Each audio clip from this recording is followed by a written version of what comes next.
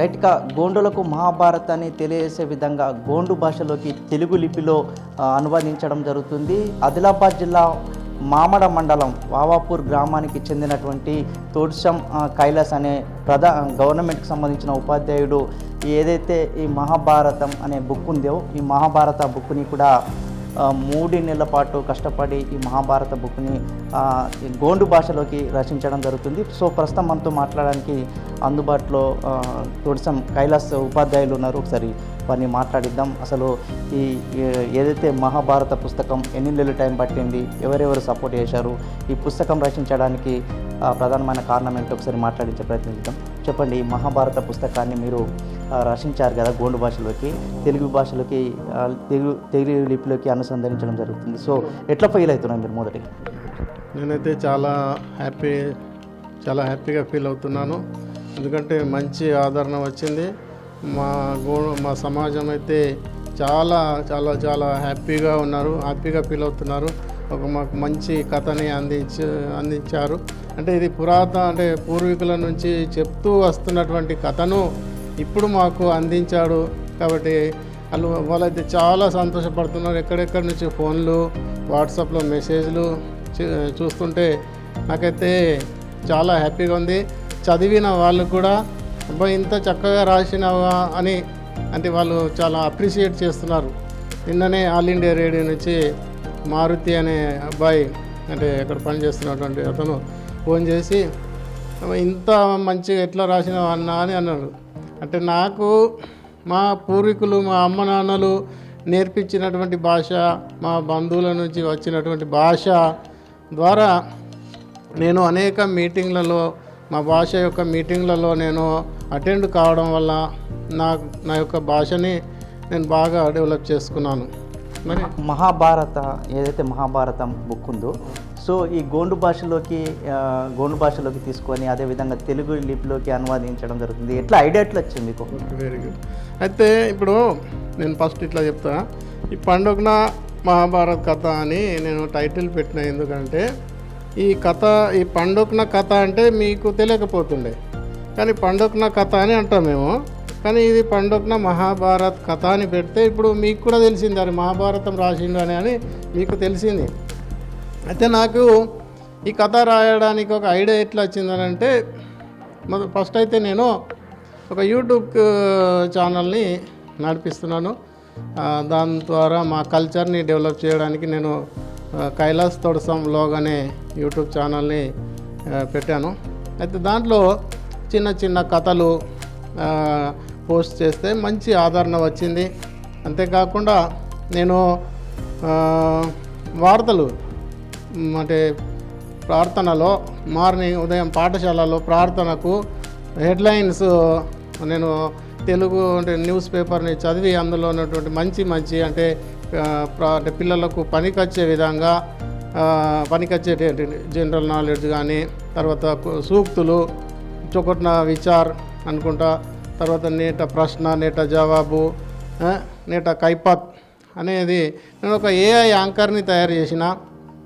AI anchor తయారు చేసి నేను వార్తలు చదివినైతే అప్పుడే ఒక వార్తల్లో నేను నిలిచిన గత సంవత్సరం. ఇప్పుడు నేను తయారు చేయాలి.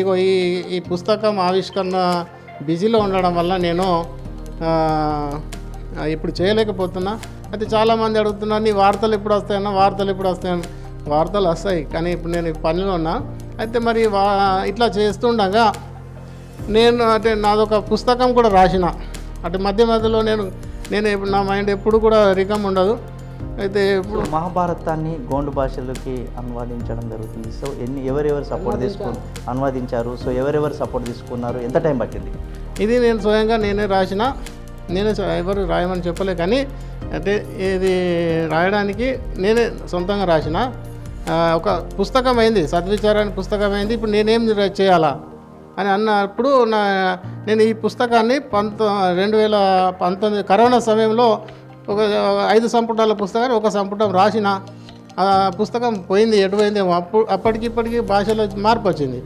అయితే ఈ పుస్తకాన్ని అంటే ఒక సద్విచారం అనేది అయిపోయింది. విరాట్ కోహ్లీ స్టోరీ రాస్తున్నా అంటే ఇంకా నడుస్తున్నాయి కదా. అయితే అటువంటి సమయంలో ఇప్పుడు ఏం చేయాలి? అన్న సందర్భంలో ఒక మీటింగ్ జరిగింది ఉట్నూరులో మా భాషకు సంబంధించింది. ఇంకా మైసూరులో ఒకటి మీటింగ్ జరిగింది. అయితే దాంట్లో నేను వెళ్ళలేకపోయినా, కానీ వాళ్ళు మా వాళ్ళు వెళ్ళిండ్రు. అయితే అక్కడ మా భాషలో కొన్ని పదాల సేకరణ నడుస్తున్నది, 20,000 పదాల సేకరణ నడుస్తున్నది. అయితే నేను ఒక పుస్తకం రాసిన వాళ్ళు పంపిస్తే అందులో నుంచి కూడా వాళ్ళు వెతికి ఇప్పటి వరకు 10,000 పదాలు అయితే సేకరించారు. ఇక మరి మరి భాష గురించి ఇంత నడుస్తుంది. అయితే ఒక మహాగ్రంథం రాస్తే మరి దాంట్లో అనేక పదాలు దొరుకుతాయి కదా అని అనుకున్న సందర్భంలో నేను ఏదో పని మీద పోయిన పుస్తకము అది పోయింది, ఆ పుస్తకం అయితే పోయింది. ఇప్పుడు నేను ఏం చేయాలంటే నేను ఏదైతే మూలం తీసుకున్నానో రామకృష్ణ మఠం వారిది బాలల మహాభారతం, ఆ పుస్తకాలు ఇప్పుడు నాకు దొరికినాయి నా డెస్క్లో. మరి మళ్ళీ వాటిని మరి అప్పటికిప్పటికీ నా రచనలో కూడా చేంజ్ అయింది, మార్పు వచ్చింది. చిన్న చిన్న రచనలు చేస్తూ ఉండగా ఇటువంటిది రాయాలి అనుకున్నా. మరి ఈ పుస్తకము రాస్తున్న సందర్భంలో మరి ఇంత పెద్ద పుస్తకాన్ని నేను రాయగలుగుతానా, ఇది సంవత్సరం అవుతుందా 2 సంవత్సరాలు అవుతుందా అనుకున్నాను. కానీ పోయిన మార్చి 10వ తారీఖు 15 మధ్యలో 2024 మార్చిలో 15 మధ్యలో స్టార్ట్ చేస్తే ఈ జూన్లోనే అయిపోయింది. 2024 జూన్లో 10 తారీఖు లోపలనే ఇది అయింది. అంత వేగంగా కావడానికి కారణమే మహాభారతం గోండు భాషలోకి తెలుగు లిపిలోకి అనువదించారు. సో ఆ ప్రజల నుండి కానీ వివిధ గోండు గిరిజనుల నుంచి కానీ గోండుల నుంచి ఎట్లాంటి స్పందన ఉంది? చాలా మంచి స్పందన ఉంది. మంచి అంటే అంతకుముందు అసలు పండొక్న కథ అంటే ఇప్పుడు అంటే తెలియదు. మా దగ్గర అన్ని కథలు చెప్తారు, జంగుబాయి కథ చెప్తారు, పహండి కుప్పలింగో కథ చెప్తారు, ఇది కూడా మా సమాజానికి చెప్తారు. కానీ ఇప్పుడిప్పుడే ఈ కథ చెప్పేవాళ్ళు అంటే వేలల్లో ఉన్నారు. అంటే 1, 2, 3 ఇట్లా లెక్క పెట్టచ్చు అంతే ఉన్నారు. అంటే ఇప్పుడు ఈ కథ చెప్పేవాళ్ళు, పాట పాడేవాళ్ళు కూడా కనుమరుగవుతారు. ఇప్పుడు మా అత్తమ్మ ఉన్నది మర్స్కుల కళావతి, ఇప్పుడు ఆమె పాటలు పాడుతుంది. ఇంకా ఇక్కడ సిడిమకి రాములు ఉన్నారు, తోషంలో మంచి కళాకారులు ఉన్నారు, వాళ్ళే కొద్దిగా మా కళని బతికిస్తున్నారు. ఇక నేనైతే ఇక అంటే ఈ కథని ఇక ఇంకా చాలామందికి అంటే అందరికీ తెలియాలి. మహాభారత గ్రంథాన్ని మీరు గోండు భాషలోకి తీసుకెళ్లారు కదా, సో యువతకు ఏం మెసేజ్ ఇవ్వబోతున్నారు? యువతకు అంటే దీంట్లో మోరల్ వాల్యూస్ ఉన్నాయి ఇందులో. కాబట్టి ఇప్పుడు ఏంటంటే అందరూ కూడా టెక్నాలజీ వైపు వెళ్తున్న మంచి విషయమే, కాకపోతే కొన్ని మోరల్ వాల్యూస్ కూడా ఉంటే మంచిగా ఉంటుంది. వాళ్ళకు ధైర్యం కావాలి. ఇప్పుడు భీష్మాచారి అందులో చెప్తాడు, అంటే మనిషి అంటే మన యుద్ధ సమయంలో ఏదైనా కానీ మనం చేసే పనిలో భయపడకూడదు, ధైర్యంగా ముందుకెళ్ళాలి అని మనకి మన పుస్తకం ఇది చెప్తుంది. ప్రతి విషయంలో కూడా అనేక ఉపదేశాలు ఉన్నాయి ఇందులో. ఆ ఉపదేశాల్లో ధైర్యం ఉంటుంది. ఆ ధైర్యంతో యువత ముందుకెళ్తారు. ఈ పుస్తకం చదవడం వల్ల వాళ్ళకు జీవితం పట్ల ధైర్యము కలిగి వాళ్ళు తమ పనులలో విజయం సాధిస్తారని అనుకుంటున్నాను నేను. So thank you so much. So ఏదైతే ఈ మహాభారతం గ్రంథం ఉందో గోండు భాషలోకి తెలుగు లిపిలోకి అనువదించారు. సో ఈ బుక్ని ప్రింట్ చేయడానికి దాదాపుగా 3 నెలల టైము ఈ బుక్ రచించడానికి గోండు భాషలోకి టైం పట్టిందని చెప్పేసి చెప్తున్న నేపథ్యం కనిపిస్తుంది. సో ప్రతి ఒక్కరు కూడా యువతకు ఒక మంచి మెసేజ్ ఇస్తున్నారు. యువత ఆధ్యాత్మిక మార్గంలో నడవాలి, మంచి మార్గంలో నడవాలని చెప్పేసి తోడ్సం కైలాస్ చెప్తున్న నేపథ్యం అయితే కనిపిస్తుంది. కెమెరామెన్ భూమేష్తో సాయిలు, బిగ్ టీవీ, ఆదిలాబాద్ నుంచి.